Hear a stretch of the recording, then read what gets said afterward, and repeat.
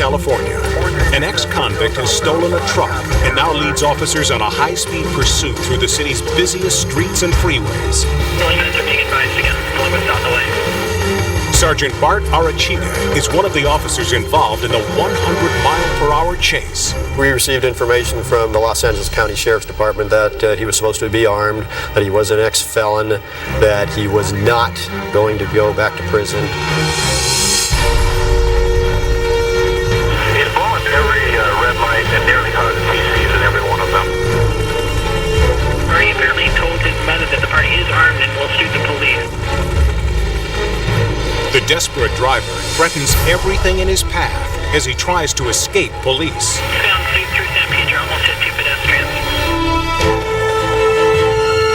Copy eastbound Imperial approaching Main Street, basically blowing every intersection, every red light. The officers in pursuit must remain calm and focused. Emotionally, during the incident itself, you really don't realize what you're going through, I don't think. You're just kind of reacting to the situation. As the chase continues, the driver approaches his own home. Now, CNC, this is where this pursuit started, so he may be close to home. The suspect's sister has been watching the pursuit on television. As her brother passes, she races to the truck and tries to convince him to surrender. Somebody's trying to jump on the vehicle. Some female came out and tried to jump on top of the vehicle, and she fell off the vehicle and now into the middle of the street. But the driver accelerates and speeds back to the freeway.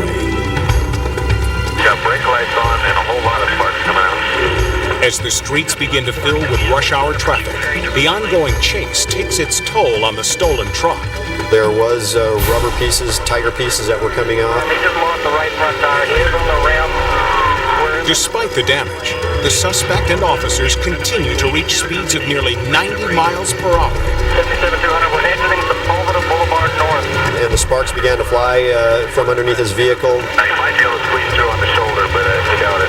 Later on, after the tire came completely off, there were pieces of wheel. Traffic stop northbound Sepulveda. With no escape, the suspect crashes his battered truck into another automobile. He's just seen with a blue van. He stopped on the off-ramp, driver's getting out. And he's jumping in another car. Inside sits Tim Cole.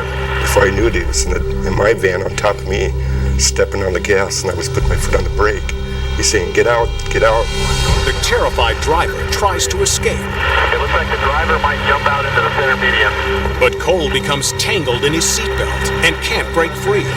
For several tense seconds, Cole hangs from his open door. I figured if I get thrown into that oncoming traffic, I'm dead, you know. The driver just failed. We're still northbound. Luckily, Cole is thrown to the pavement with only minor injuries. It just happened like a split second. It's over. In his second stolen car, the suspect launches another chase. Yeah, he's now on the 91 freeway. It's going to back up real bad. He's got no real place to go. Despite heavy traffic, the driver becomes increasingly reckless. As the chase enters its second hour, the suspect refuses to surrender. We got one car that tried to block him. They hit the shoulder and he continued on 91. Finally, a desperate decision ends the chase.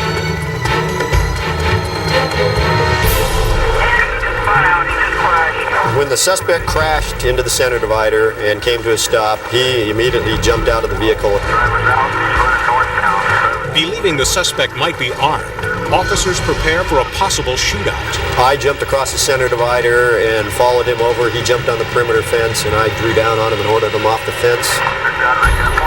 Fortunately for officers, the former felon surrenders without a fight.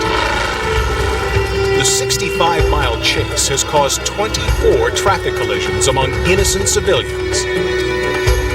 Police officers arrest the suspect while the disabled van is moved to the side of the road. This reckless disregard for the law and safety of others will be punished. Only now do officers allow themselves to reflect on the ordeal. After the situation has been resolved, you realize just exactly how dangerous the situation was and what the outcome could have been. As for the suspect, he's sentenced to 16 years in prison, a fitting end for placing officers and civilians in the path of danger. But disregard for human life is a common trait among determined criminals. Orlando, Florida. As his dashboard camera rolls, Officer Ray Schulte makes what he thinks will be a routine traffic stop. Driver, step back to me with your license, please. I observed a white Dodge Intrepid traveling northbound from the South County line. It was traveling too close to a camper trailer that was in front of it. You got up to within 2 car lengths of it at 65 miles an hour. Okay? Just too close. Okay? Do me a favor, keep your hands out of your pockets for me. He stated to me that he was traveling up to Tallahassee. He was going to visit some people up there for spring break, which at the time seemed rather odd to me because spring break had occurred about a month earlier. Is this your car or? It's a rental car? Okay. Who's in the car with you? That's my brother. Your brother? He going up there with you, huh? At that point, I went up to the passenger in the car, asked for the rental papers, which he gave to me. But a check of the papers shows that the vehicle was rented to a woman named Maria, not 2 men. Who's Maria? Maria? Mm-hmm. That's another one, right? Huh? That's mom. Your mama? Yeah. Or yours? His mom. His mom? Yeah. Related? Your cousins? I thought you were brothers. We had brothers. Yeah. Well, which is it? Your brothers or your cousins? That again raised my suspicions. At that time, I called for a backup unit to come up and assist me. The backup unit arrives with a drug-sniffing dog. Let me explain something to you, okay? It's a narcotics detection dog. He's trained to look for the odor of illegal narcotics, okay? Things like cocaine, marijuana, and heroin. He's alerted on the spot for the odor of illegal narcotics. That doesn't necessarily mean there's something there, but that does give us the right to search it, and we are going to search that, okay? What I'm going to do right now, I'm going to pat you both down, make sure you don't have any weapons or contraband on you. I patted the driver down at that time, as well as the passenger, and began to escort them back to a patrol car to have them sit in the back while we conducted the search of the vehicle. But one of the suspects runs for freedom.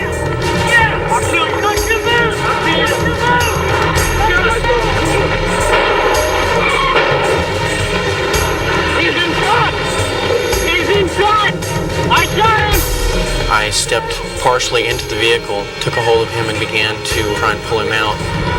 He looked up at me, looked back down, and reached under the driver's seat with his hand. And at that point, I was in fear for my life. I just knew that he was going for a gun. Kenny, Highway 12 signal for any of these vehicles just took off northbound. Shots have been fired. Although shot in the jaw, the suspect escapes and leads police on a high-speed chase.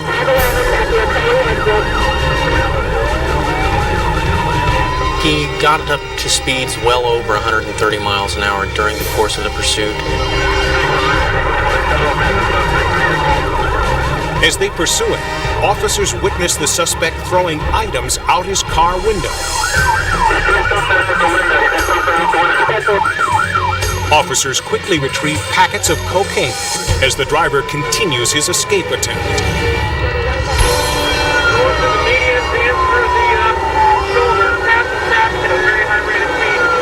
He was passing people both on the right shoulder all the way over into the grass.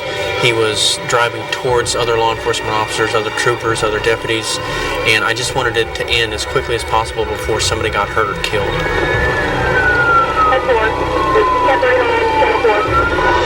But it doesn't end quickly.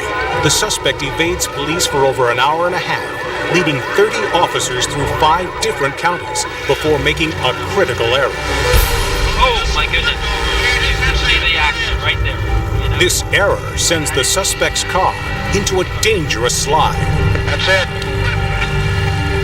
The car travels more than 1,000 feet before it finally stops.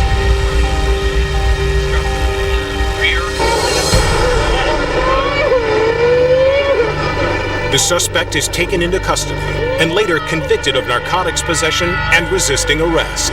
You never know who it is that you're going to stop, whether it's somebody that's on their way home from church or whether it's somebody that's on their way home from the Circle K where they've just robbed and killed someone. You never know.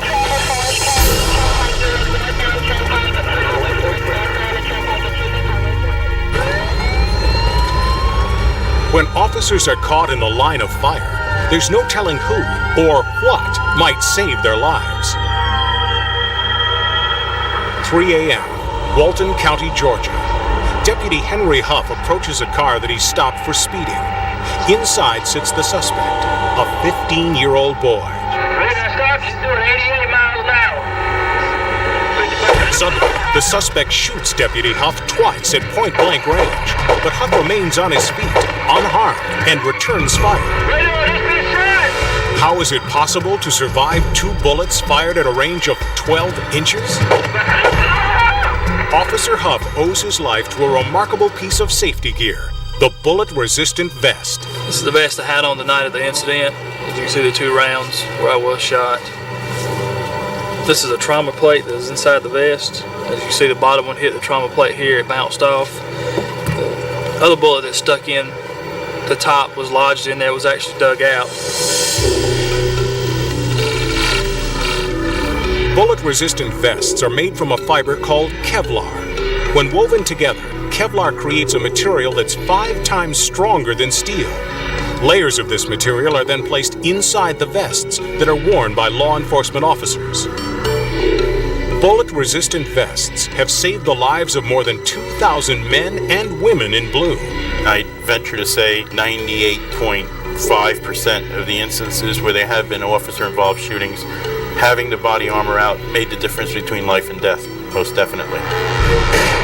When a bullet hits a vest, the first few layers of the Kevlar start deforming the bullet, slowing it down, so to speak. When it reaches towards the back of the fabric, it prevents the bullet from penetrating the vest and thus going through someone's body. In Jackson, Mississippi, narcotics officer Danny Norton is about to add his name to the list of those saved by the bullet-resistant vest. Boys! Norton and his fellow officers surround the home of a suspected drug dealer. Then shots are heard from the backyard. You heard, baby? You heard? That son of a bitch shot at her. I think I got it. With guns drawn, Norton and a second officer enter the house. Hey! Damn! You heard? Gunfire erupts in the house. Surrounding officers must simply hold their ground and hope that everyone comes out alive. Hey! Damn! Finally, Officer Norton is pulled from the building. Call an ambulance! Somebody call it. Vince, get the radio, call an ambulance! To everyone's relief, Officer Norton is not injured. Stay put. But a hand to his chest indicates that his vest took a bullet during the shootout. Despite the danger, the narcotics officers re-enter the home. You just won't give it up, man! Again, the other officers watch and wait. Hey, we're the police, now come on! Slide the gun out on the floor! Hands on the back of his head! Minutes later, Officer Norton emerges, his Kevlar vest in his hand. The suspect has been shot and is removed, and the crisis is over. No lives have been lost. But a closer inspection of his vest reveals how differently this face-off could have ended. The bullet that struck Officer Norton hit the metal plate located over his heart. Had he not been wearing his vest, Norton might well have been killed. Thank God for bulletproof vest. Instead, Norton suffers only a small bruise on his chest. He now joins Henry Huff and the thousands of other police officers who are alive today thanks to an incredible piece of technology. Without a vest, I would have been dead. Body armor is your best insurance policy in the world. I don't think you could put a price on that.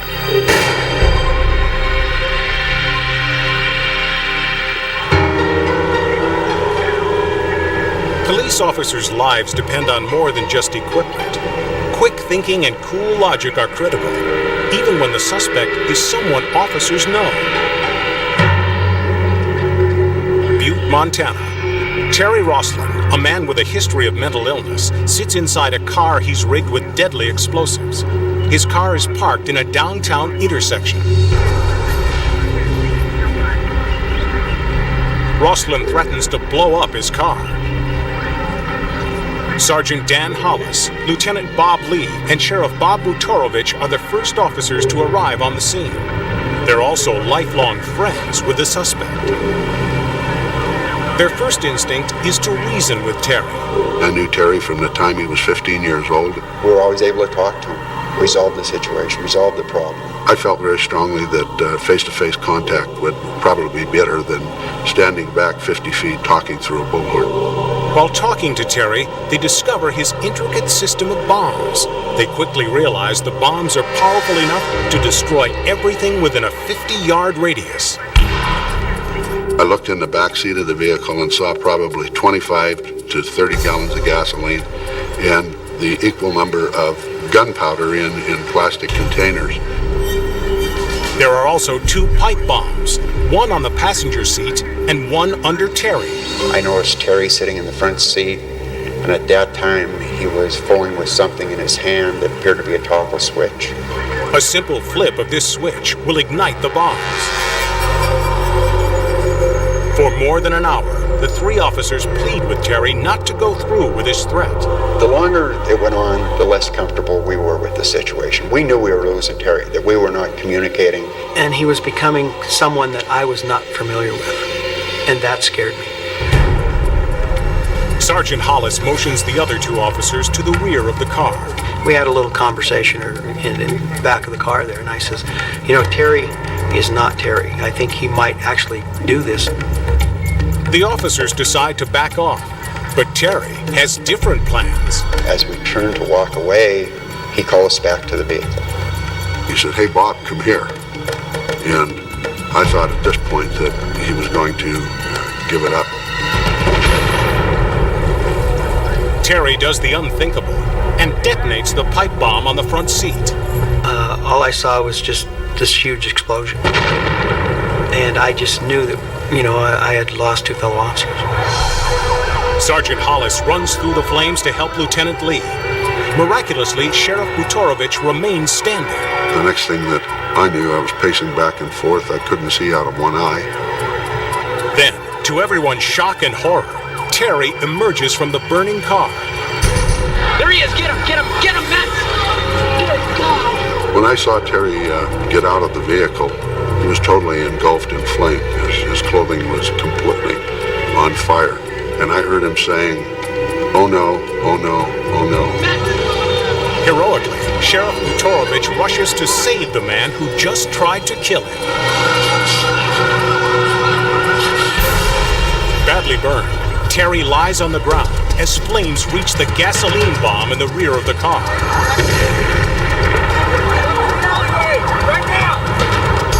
Emergency personnel tend to the victims, while firefighters race to extinguish the flames. But the fire ignites the remaining pipe bomb under the driver's seat.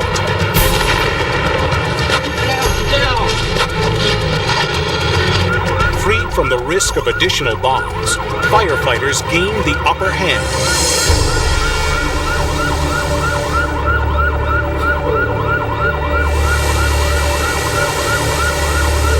Amazingly, both Lieutenant Lee and Sergeant Butorovich receive only minor injuries from the blast.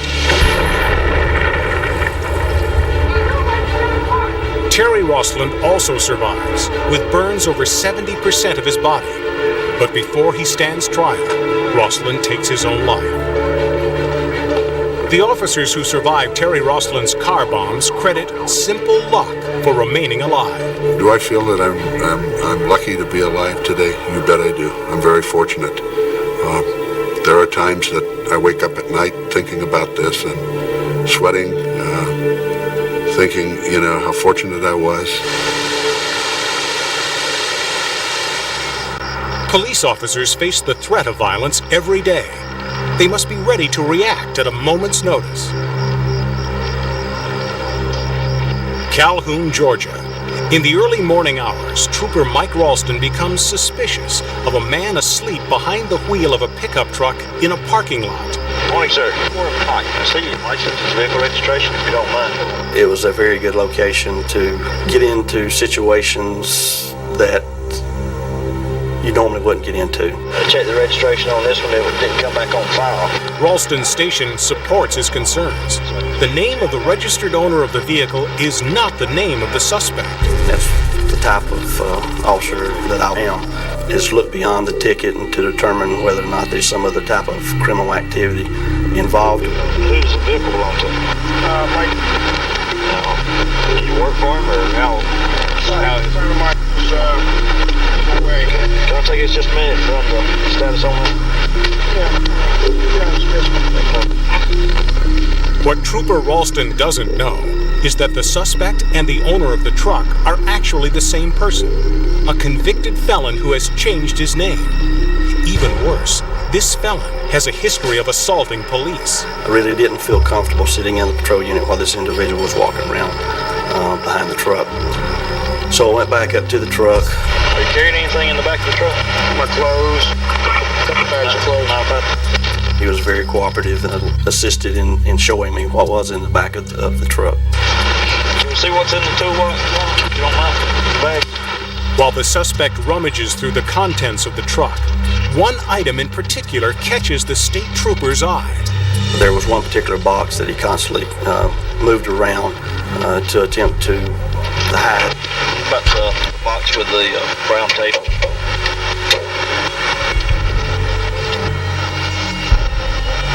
Smart parts that I carry in here. Extra filter and one. I shook the box, made a determination. It really didn't feel like it was the items that he had advised that was in the box. Can we see it? But the man who was so cooperative moments ago now changes his mind and stalls. He did several things, fastened the back cover down on the back of the bed of the truck, went to the front of the truck, removed some items in the front cab of the truck, taking approximately a minute and a half to 2 minutes to button up a shirt. The suspect can delay no longer. He pulls a knife from his pocket as if to open the box. Then he attacks. Just out of the camera's range, the struggle continues. Okay, throw the knife down. He was still making the attack, at which time I fired one shot. I'm down. Okay, throw. The suspect is shot in the lower abdomen. Just stay right where you at. Just afraid of you. Get out of here. Give me an ambulance. 1018. Man down. Shot fired. My main concern was to keep him away from the truck and just have him to lie down until medical assistance could arrive. Right where you at? Where is it? Sir, just lay down. Lay down.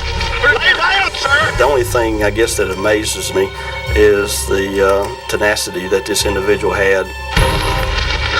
Stay right where you at.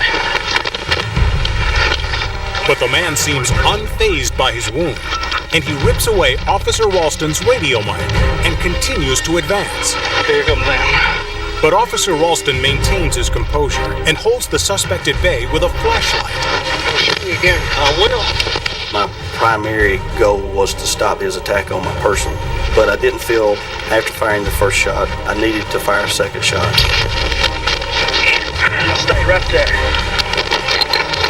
Officer Ralston continues to struggle with the suspect. He fears the man will grab the gun in his holster. Just stay right there, sir.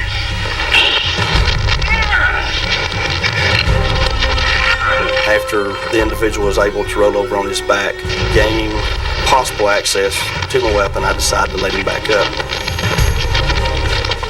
By this time, the struggle has caught the attention of an innocent bystander. Come on, buddy, help me. The civilian grabs the suspect from behind in a bear hug, causing the suspect to suddenly give up his fight. Nearly 10 minutes after the attack began, the former felon is handcuffed and taken into custody. Trooper Ralston's hunch about the box proves correct.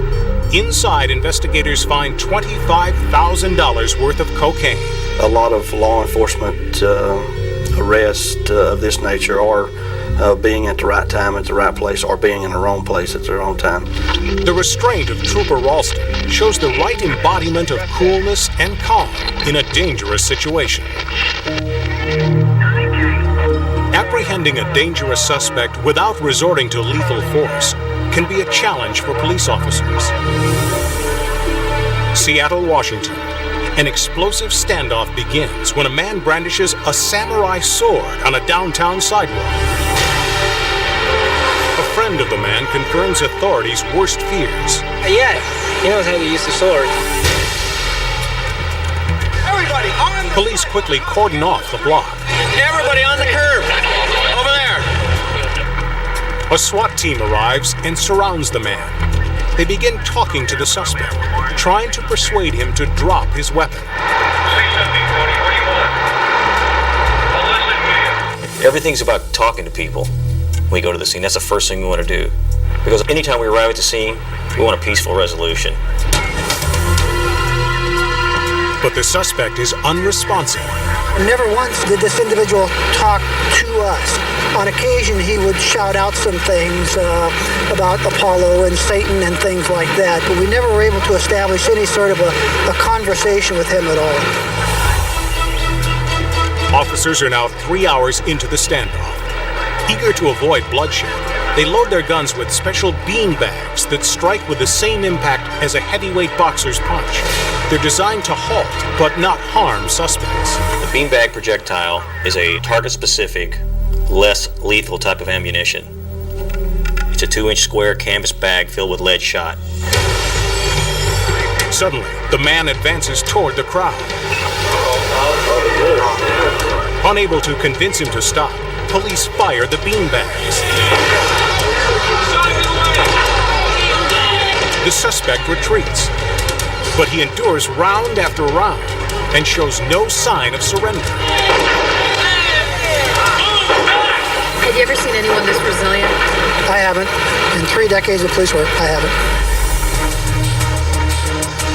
As night falls, the man still refuses to relinquish his razor-sharp sword. 8 hours have passed, and police must try to disarm him another way. The man lays down to protect his face. Chemical agents, or tear gas, makes the suspect very uncomfortable. It burns his eyes, it burns his skin, and it makes it difficult for him to breathe. And in some cases, makes him lose the will to fight. But the man shakes off the tear gas with almost superhuman strength, never releasing his weapon. The SWAT team has one final option: use fire hoses to remove his sword. The jets of water pack the force of a hurricane wind. Then, in a highly orchestrated maneuver, police pin the suspect down with a ladder, pole, and riot shield.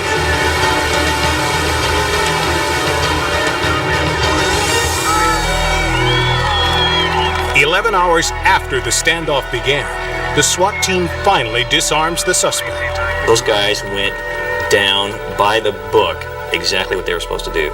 They finally immobilized the sword and then got on top of him with a shield and took him into custody. It was like textbook. The man is taken to a waiting ambulance. Remarkably, no one is injured, including the suspect. On the streets of Seattle, police were able to prevent a tragedy and save a life by following one strict code. Even in the face of danger, use the minimum force necessary.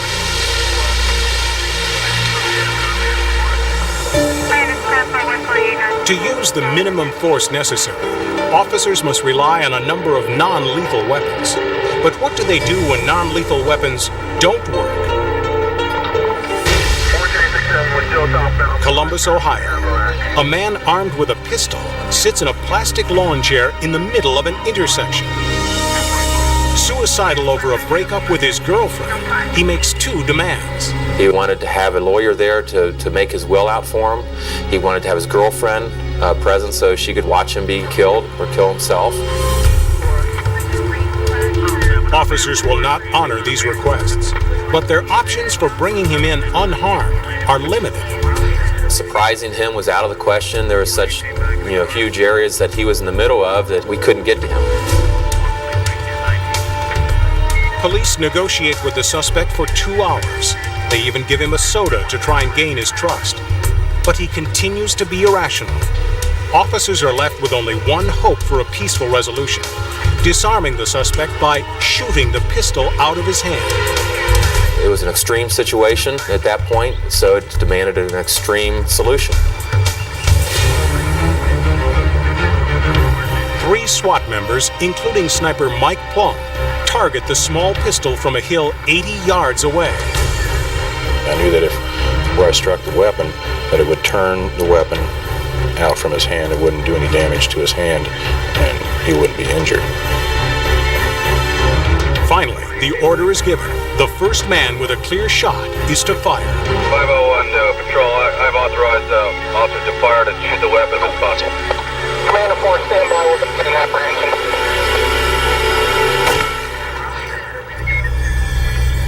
He just kind of looked at his hand, and then he just kind of slumped back down like, well, no gun, what am I going to do now? Game's over. And it was.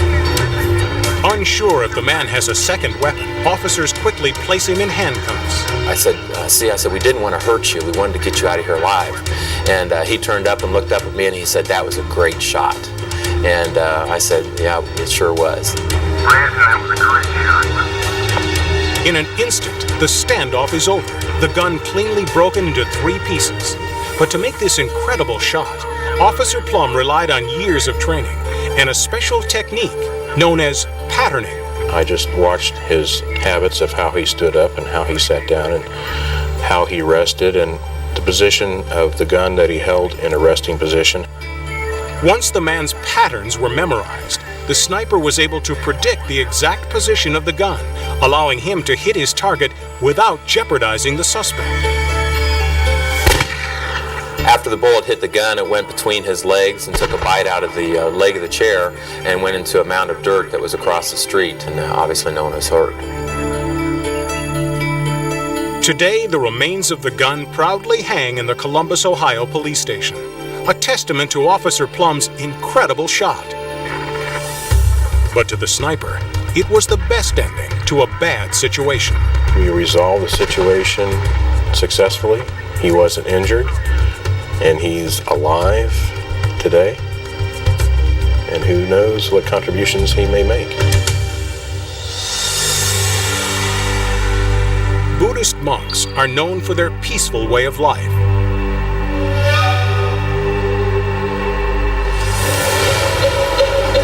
But in Seoul, Korea, a rival faction of monks vying for political power have barricaded themselves inside a monastery and threaten anyone who approaches.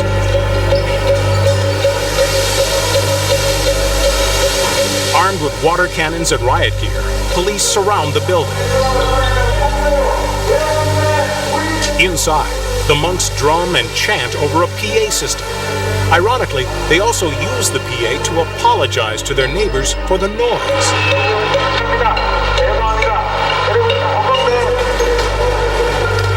A tractor begins clearing the timbers that monks threw down to block the main entrance.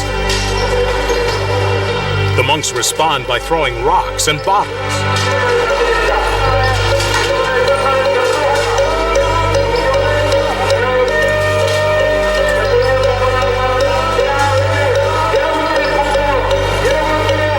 One monk even threatens to kill himself with a knife. But friends manage to stop him in time. The rest of the holy men arm themselves with Molotov cocktails and fire extinguishers.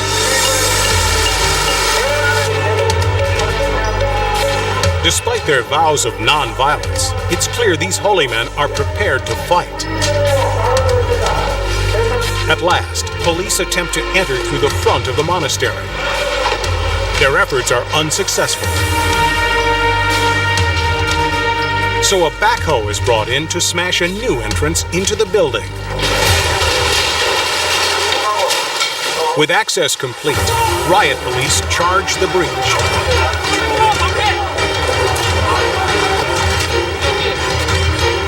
The monks retaliate with any weapon at their disposal.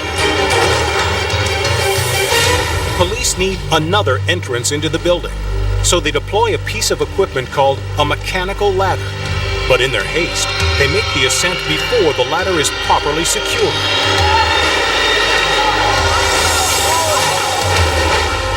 Although officers are injured, no one is killed in the fall.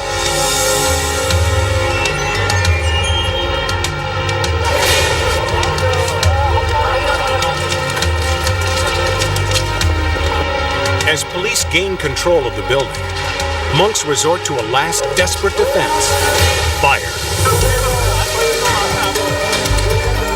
Firefighters called to the scene quickly douse the flames before they can rage out of control.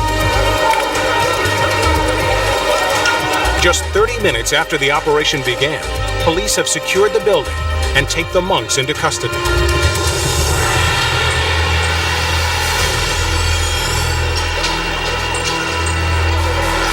The decisive action of police prevents a mass tragedy.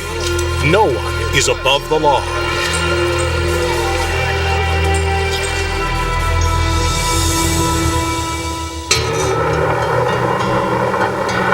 Cedar Hill, Texas. Officer Aaron Barnes heads south on Highway 67. The officer spots an abandoned car on the side of the road. Suspecting that the missing driver is robbing a nearby car lot, he proceeds to the scene.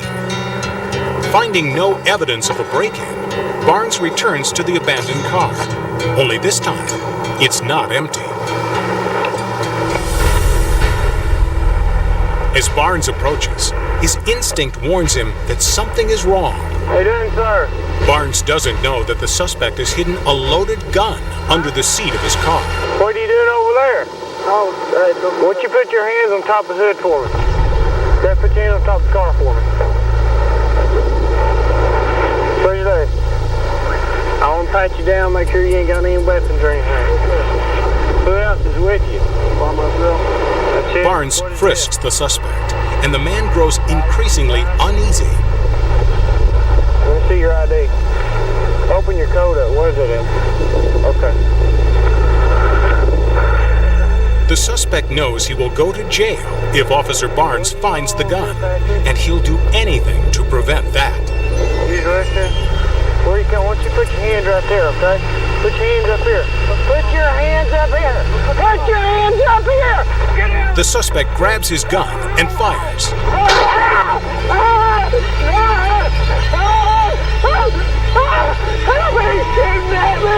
As Officer Barnes returns fire, the suspect escapes into the darkness. Help me, I think he shot me. He's in the field, running towards the car company. As Barnes and the suspect struggle, the gun fires just a fraction of an inch from the officer's head. Although Barnes thinks he's been shot, the bullet does not strike him, and he escapes uninjured. Luckily, the suspect is caught within hours. Officers then make a startling discovery. Only minutes before Barnes arrived on the scene, the suspect had murdered a truck driver. Officer Barnes is lucky to be alive.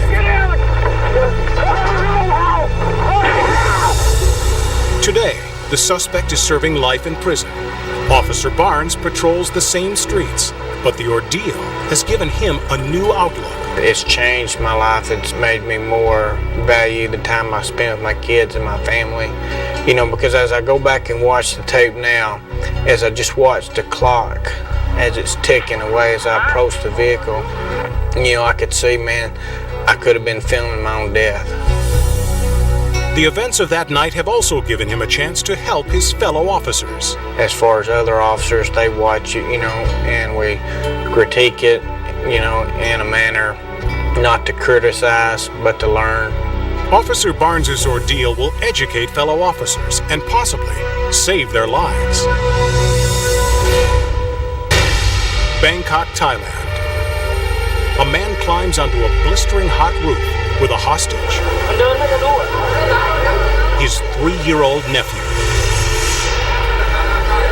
The suspect, allegedly high on methamphetamines, is oblivious to the fact that the fiberglass roof is old and weak and that he and the boy could crash through at any moment. Police on scene attempt to calm the uncle, but he threatens to drop the child if anyone attempts a rescue.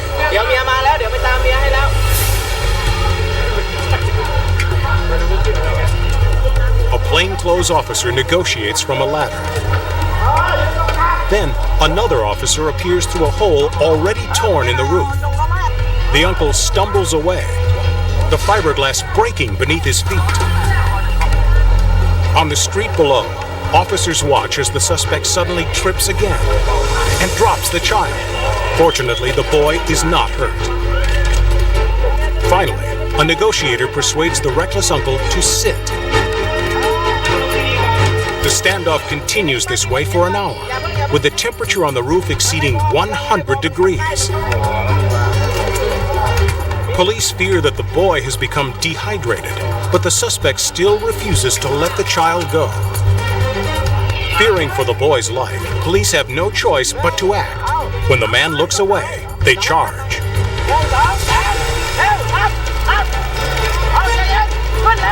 As an officer grabs the boy, he falls through the brittle roof, but he quickly regains his balance and carries the boy to safety. 2 hours after the standoff began, police take the suspect into custody. Although frightened and crying, the child is uninjured. The uncle, however, reportedly paid the price for his reckless behavior.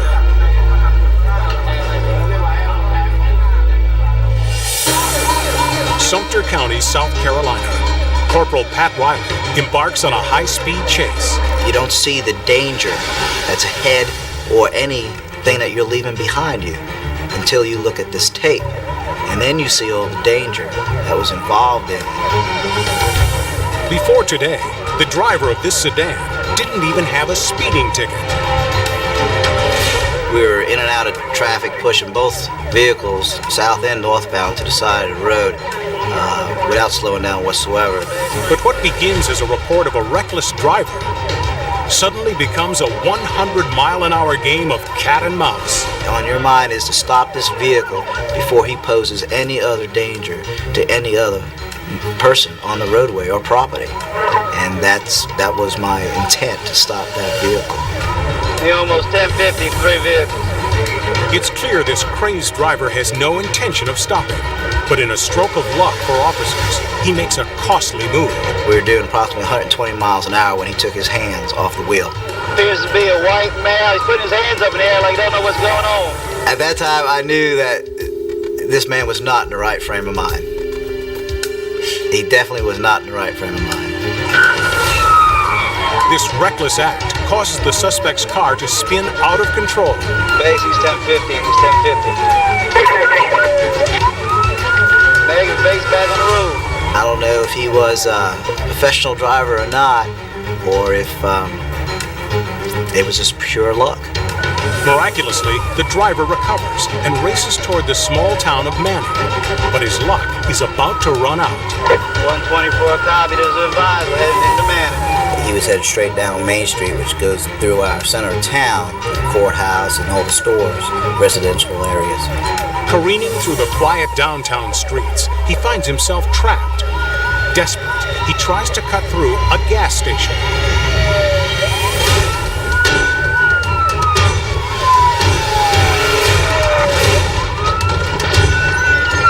He's crashing to the next line in the gas tank. Get out of the car! Get out of the car! The main gas line below could explode at any moment, but the driver makes no attempt to surrender. He's still inside. All the doors were locked. He was clenching the steering wheel and looking straight out the windshield, not even noticing us at all. In the background, just 50 yards from the flaming gas pumps, innocent children are rushed from a daycare center.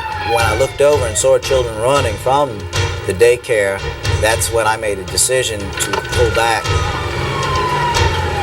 and set up a perimeter to make sure the safety of the public was the main issue. Then, in an amazing act of courage, a sheriff's deputy braves explosions and pushes the driver off the pumps to safety. Hey, Manning. Still in the vehicle. Gas tank's on fire. I noticed that he was getting ready to take off again, and I took off around the other side of the gas station, and seeing that he was stopped, the deputy had him at gunpoint. Despite orders from the officers to exit the vehicle, the driver refuses and instead turns up the volume on his car stereo. Give me your hand!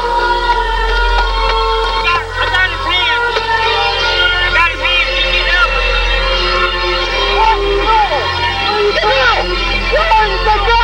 When I entered the vehicle through the window that we broke out, his driver's window was half down, and you could hear classical music coming from the vehicle. As the music blares and emergency units fight the inferno, police are faced with yet another challenge. He would not loosen his grip from the steering wheel. His knuckles were white. That's how much of a grip he had on the steering wheel. The metal on the car is so hot, it singes the officers' hands, but they're finally able to break the driver free. As we extracted him from the vehicle, we were ducking because the gas pumps were exploded. We drug him to safety in front of the vehicle and placed him under arrest. He refused to be seen by a doctor. He stated several times that God made him do this and that he would save my life along with the other officer's life if we just take off the handcuffs, in which of course I refused. Despite the driver's violent actions, no one was killed or injured during the pursuit.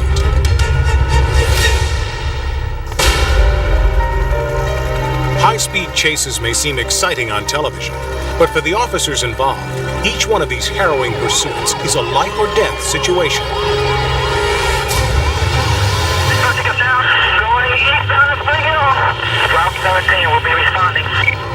Spring Hill, Florida.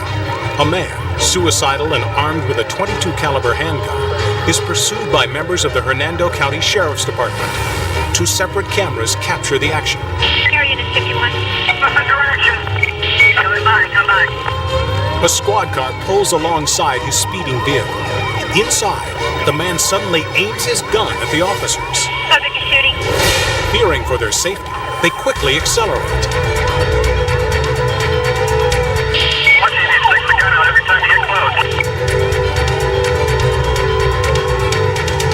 Moments later, the man opens his window.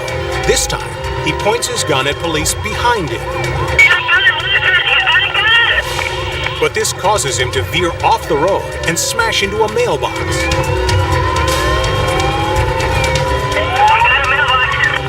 pointing the gun at us. We get close. Get the helicopter up ASAP. Still, the suspect refuses to surrender. Finally, as he attempts to make a right turn, he loses control of his car and hits a street sign.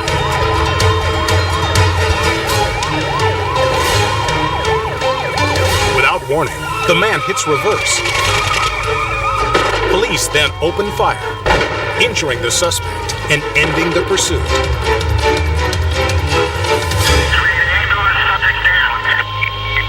The pursuit ends so quickly, it's easy to miss the action that ended this 2-mile chase. First, the suspect tries to escape by backing up. Police open fire, while an officer barely manages to jump out of the car's way. Then, according to police, the suspect raises his gun, prompting another officer stranded in the back seat of his squad car to shoot through his own rear window.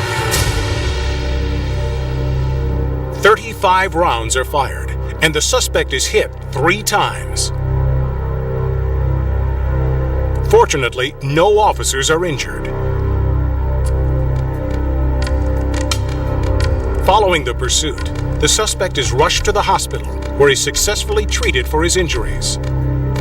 Later, he pleads no contest to 5 counts of aggravated assault.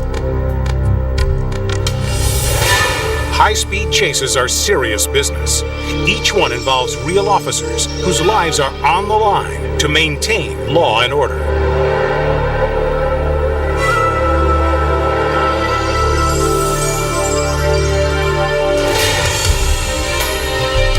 When violence violence erupts, when lives are in danger, these are the brave men and women who we turn to for help. Whatever risks they face, these officers have taken an oath to answer the call. Their courage and dedication make the world a safer place for us all. Bravery in the line of fire, sacrifice for their fellow man. Their heroism has been captured on video for everyone to witness in the world's most dangerous police videos.